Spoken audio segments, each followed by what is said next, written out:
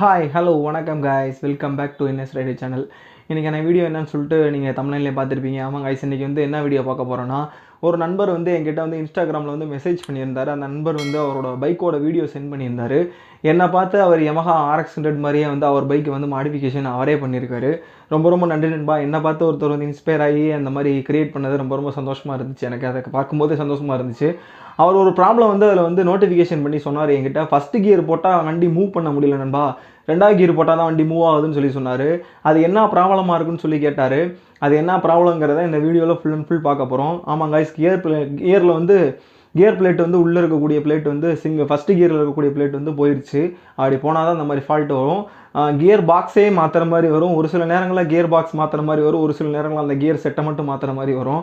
அது என்னென்னங்கிறத full and full டீட்டெயிலாக இந்த வீடியோவில் ஃபுல்லாக பார்க்க போகிறோம். இந்த வீடியோவில் அதுதான் ஃபுல் அண்ட் ஃபுல் இருக்க போது. வாங்க வீடியோக்குள்ளே போய் அது என்னங்கிறத முழுக்க தெரிஞ்சுக்கலாம்.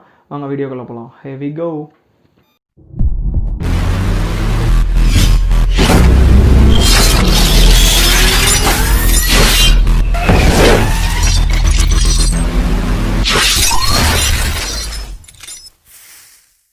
இப்போ முதல்ல அவர் பைக்கை ஸ்டார்ட் பண்ணி அவர் பைக்கோட இன்ஜினில் ஒரு மாதிரி நாய்ஸியாக ஒரு சவுண்டு வரும்.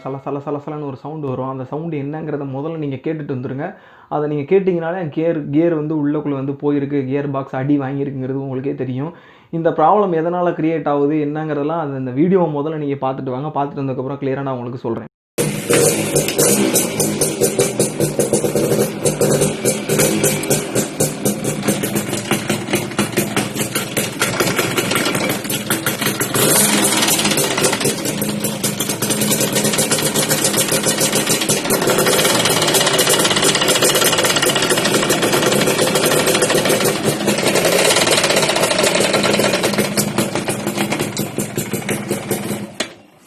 என்ன நண்பா, அந்த சத்தத்தை கேட்டிங்களா? ரொம்ப நாய்ஸியாக இருந்திருக்கும். அது ஒரு விதமான மாவு மில் அப்படியே அரைச்சா எப்படி ஒரு சவுண்டு வரும் பார்த்தீங்களா, அது மாதிரி ஒரு சவுண்டு வரும்.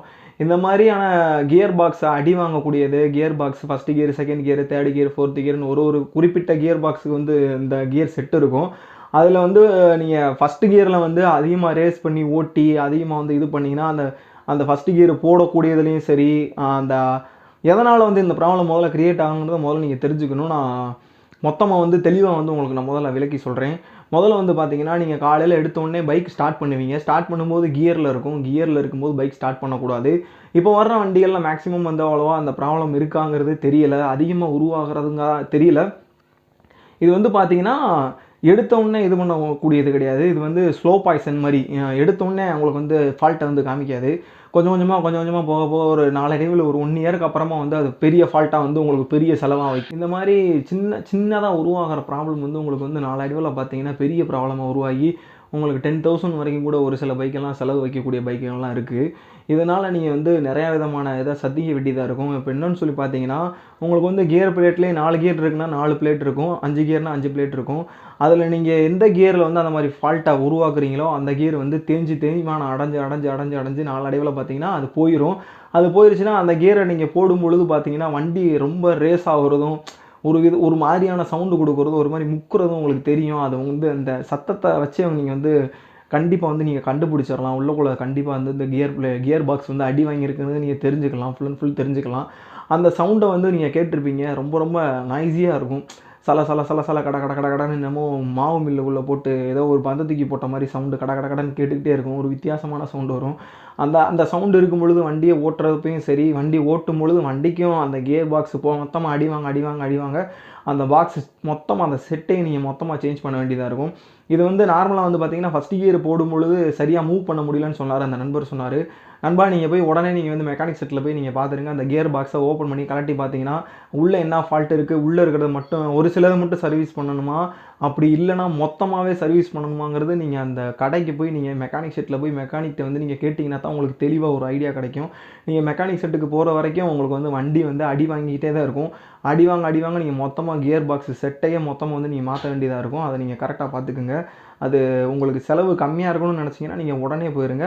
உங்களுக்கு செலவு அதிகமாக இருக்கணும், பரவாயில்ல நான் பின்னாடி செலவு வந்தாலும் நான் பார்த்துக்கிறேன்னு நினச்சிங்கன்னா நீங்கள் ஓட்டிக்கிட்டே இருங்க. இப்படியே நீங்கள் வச்சு ஓட்டிக்கிட்டே இருக்கிறது உங்கள் வண்டிக்கு தான் ஆபத்து, உங்கள் வண்டிக்கு தான் ரொம்ப ரொம்ப ஆபத்து. நீங்கள் அந்த இதை முதல்ல போய் நீங்கள் பார்த்துருங்க. அதனால் நண்பா நீங்கள் உடனே போய் நீங்கள் மெக்கானிக்கை அணுகுங்க. உங்கள் மெக்கானிக்கு நல்ல தெளிவான மெக்கானிக்காக பாருங்கள். நீங்கள் வந்து பழகக்கூடிய மெக்கானிக்காக பாருங்கள். பழகுன மெக்கானிக்காக பாருங்கள். பழக்கம் இல்லாத மெக்கானிக்கிட்ட போனீங்கன்னா உங்களுக்கு செலவு அதிகமாக கொடுக்கணுங்கிறதுக்காகவே அவர் வந்து செலவு அதிகமாக கொடுக்குறதுக்கு வாய்ப்பு வந்து நிறையா இருக்குது. அதனால் நீங்கள் தெளிவாக சரியாக பார்க்கக்கூடிய மெக்கானிக்கை பார்த்து விசாரித்து நீங்கள் அவர்கிட்ட போய் இதை சர்வீஸ் பண்ணிக்கோங்க. இதை வந்து நீங்கள் வச்சு ஓட்டிக்கிட்டே இருந்தீங்கன்னா உங்கள் வண்டிக்கு ஆபத்து. அந்த நண்பருக்காக நான் வந்து அந்த நண்பரோட மெசேஜை வந்து நான் டிஸ்பிளேலேயே காட்டுறேன் உங்களுக்கு. அந்த நண்பர் நீங்கள் இந்த வீடியோ நீங்கள் பார்த்தீங்கன்னா நீங்கள் உடனே போய் நீங்கள் வந்து சர்வீஸ் பண்ணிடுங்க. இந்த வீடியோ பார்க்குற அந்த நண்பருக்காக மட்டும் இல்லை, இந்த வீடியோ பார்க்குற எல்லாருக்கும் தான் சொல்கிறேன். கியர் பாக்ஸில் வந்து ஒரு சின்ன ஃபால்ட் இருக்கும் பொழுது ஒரு சத்தம் உருவாக்கும். அந்த சத்தத்தை உருவாக்கும் பொழுதே நீங்கள் உடனே போய் நீங்கள் மெக்கானிக் செட்டில் நீங்கள் பார்த்துக்கிறது நல்லது. நீங்கள் அதுவே விட்டிங்கன்னா போக போக பார்த்தீங்கன்னா உங்களுக்கு பெரிய போக அந்த கியர் பாக்ஸ் மொத்தமாக மாற்ற வேண்டியது வரும். கியர் பாக்ஸ் செட்டு மாற்றும் பொழுது பார்த்தீங்கன்னா கிளச் பிளேட்டு மாற்றுற மாதிரி வரும்.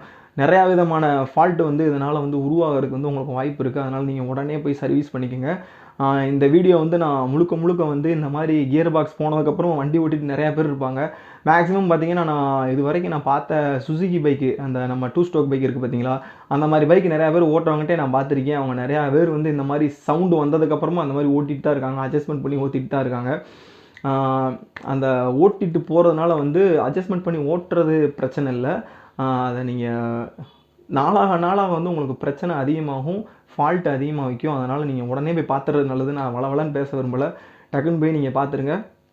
உங்களுக்கு அதுதான் தெளிவான ஐடியாவாக இருக்கும். அதுக்கப்புறம் ஒரு நண்பர் வந்து சுசுகி மேக்ஸ் 100 பைக் ஏதாவது வந்து இருந்தால் நீங்கள் சொல்லுங்கள் நண்பா, நான் வாங்கணும்னு சொல்லி சொன்னார். இன்னொரு நண்பர் கமெண்ட்டில் சொல்லியிருந்தார், என்கிட்ட ஒரு பைக் இருக்குது 2024 வரைக்கும் எஃப்சி இருக்குது அப்படின்னு சொல்லி சொன்னார். அந்த பைக்கோட மாடல் வந்து 1999 மாடல்னு நினைக்கிறேன். என்னன்றது சரியாக தெரில. அதை வந்து நான் டிஸ்பிளேல கொடுக்குறேன். அவர் நம்பரே நான் வந்து டிஸ்பிளேல காமிக்கிறேன். நீங்கள் வந்து அவர் நம்பரை நான் டிஸ்கிரிப்ஷன்லேயே கொடுக்குறேன். நீங்கள் வந்து அவர் நம்பரை கான்டாக்ட் பண்ணி என்ன ரேட்டு என்னங்கிறத நீங்கள் அவர்கிட்டே பேசி நீங்கள் பைக் வந்து வாங்கிக்கோங்க நண்பா. அதுக்கடுத்து வந்து பார்த்தீங்கன்னா இந்த மாதிரி கியர் பாக்ஸ் ப்ராப்ளம் வந்து இதனால தான் உருவாகுது. நீங்கள் வண்டி ஓட்டும் பொழுது பார்த்தீங்கன்னா ஒழுக்கமாக வந்து கியரை போட்டு அந்த கியருக்கு உண்டான ஸ்பீடு வரைக்கும் ஓட்டிட்டு அதுக்கப்புறமா தான் அந்த கியரை வந்து நீங்கள் மாற்றணும். அதை தவிர்த்துட்டு நீங்கள் வந்து பார்த்தீங்கன்னா டக்குன்னு போட்டோன்னே ஃபஸ்ட்டு கியரில் திருவணுன்னே அதுக்கடுத்து உடனே 2வது கியர் போடுவாங்க. அந்த மாதிரிலாம் பண்ணாதீங்க.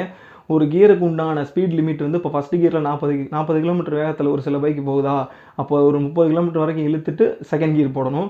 அதுக்கடுத்து இன்னும் கொஞ்சம் தூரம் இழுத்துட்டு தேர்ட் கியர் போடணும். அந்த மாதிரி ஸ்பீட் லிமிட் அதுக்கு வந்ததுக்கப்புறமா தான் நீங்கள் வந்து அடுத்த கியருக்கு ஷிஃப்ட் ஆகணும். உடனே நீங்கள் ஷிஃப்ட் ஆகக்கூடாது. உடனே ஷிஃப்ட் ஆனீங்கன்னா உங்களுக்கு வந்து பைக்கில் வந்து ஃபால்ட்டு தான் ஆகும். உங்களுக்கு கியர் பாக்ஸ் வந்து பிரச்சனை தான் வரும். ஓகே கைஸ், இந்த மாதிரி நீங்கள் ஃபால்ட்டு வரும்பொழுது நீங்கள் முன்கூட்டியே நீங்கள் பார்த்துக்குங்க. பைக்கை ஓட்டும் பொழுது தெளிவாக ஓட்டுங்க. கியரோட வண்டியை ஆஃப் பண்ணாதீங்க, கியரோட வண்டியை ஸ்டார்ட் பண்ணாதீங்க. அதனால் உங்கள் வண்டிக்கு தான் ஆபத்து. நீங்கள் வந்து வண்டி நிறுத்துனீங்கன்னா நியூட்ரு பண்ணி ஆஃப் பண்ணுங்கள். வண்டி ஸ்டார்ட் பண்ணிங்கன்னா நியூட்ரலில் ஸ்டார்ட் பண்ணி பழகுங்க. அப்படி பழகுனீங்கனாலே உங்களுக்கு வந்து தெளிவான ஒரு வண்டி வந்து தெளிவாக இருக்கும். உங்களுக்கு வண்டி எந்த விதமான ஃபால்ட் வைக்காமல் தெளிவாக ஓடும். சரியாக சர்வீஸ் பண்ணி வச்சுக்கிறோம். இந்த மாதிரி முறையாக வந்து வண்டி எப்படி ஓட்டணுமோ அந்த மாதிரி தான் ஓட்டணும். ஓகே கைஸ், இந்த வீடியோ ஹோப்ஃபுல்லி பிடிச்சிருக்குன்னு நினைக்கிறேன். இந்த வீடியோ பிடிச்சா லைக் பண்ணி சப்ஸ்கிரைப் பண்ணி ஷேர் பண்ணி சப்போர்ட் பண்ணுங்கள். இந்த வீடியோ இதோட நான் முடிச்சுக்கிறேன். நெக்ஸ்ட் வீடியோவில் தரமான வீடியோ வந்து மீட் பண்ணுற வரைக்கும் tata bye bye, take care from Shaik Methin NS rider. என்னோட சேனல் லிங்க்கு எல்லாமே வந்து நான் டிஸ்கிரிப்ஷனில் கொடுக்குறேன். என்னோட இன்ஸ்டாகிராம் ஐடி லிங்க்கு நான் டிஸ்கிரிப்ஷனில் கொடுக்குறேன். எந்த டவுட்னாலும் நீங்கள் எனி டைம் வந்து இன்ஸ்டாகிராமில் மெசேஜ் பண்ணலாம். நான் உங்களுக்கு ரிப்ளை பண்ண வெயிட் பண்ணிட்டு இருக்கேன். ஓகே நண்பா, பாய். நெக்ஸ்ட் வீடியோவில் மீட் பண்ணலாம்.